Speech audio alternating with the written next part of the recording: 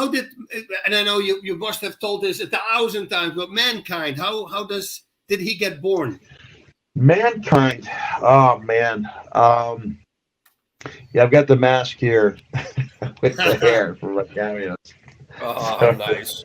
put that on, and I just three-time WWE champion Mankind. I defeated Dwayne the Rock Johnson twice. Have a nice day. So I'll sing Happy Birthday. I've got a bunch of different songs I say, not just Happy Birthday, but things I've written.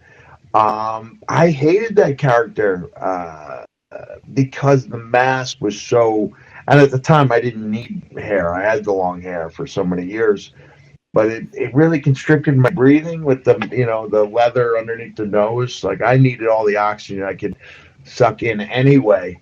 But it came about, boss, because Jim Ross, the announcer, was a big advocate of mine. And Mr. McMahon was never interested in me. He didn't think I'd look like a star.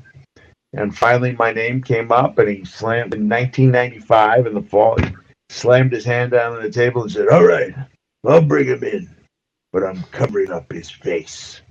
And that's how I got my foot in the door. And luckily, as time went by, he kind of learned that I had an interesting real life story to tell.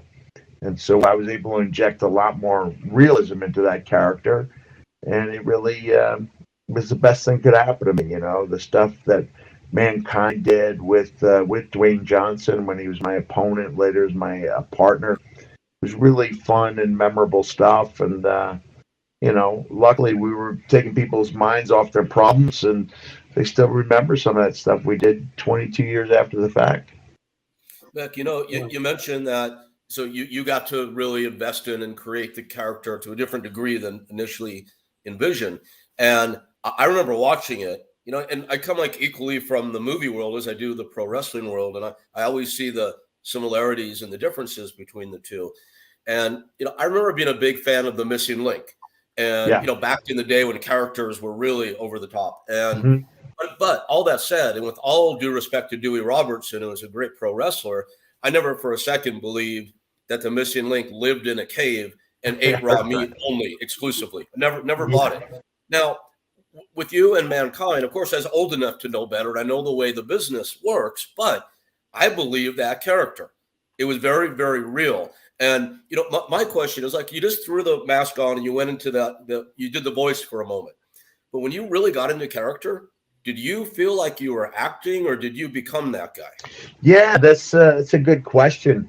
Most of the time, you're doing your very best to portray a character, and you're hoping for those few golden moments where you feel like you are that character. So you're not even thinking about what you're going to do.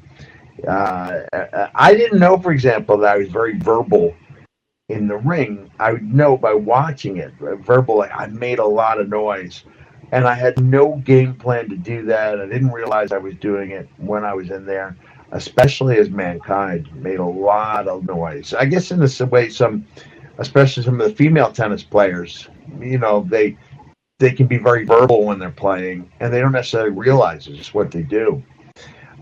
So yeah, I did try my best to, give an authentic performance, and there were times, Rick, where I felt like I was that guy.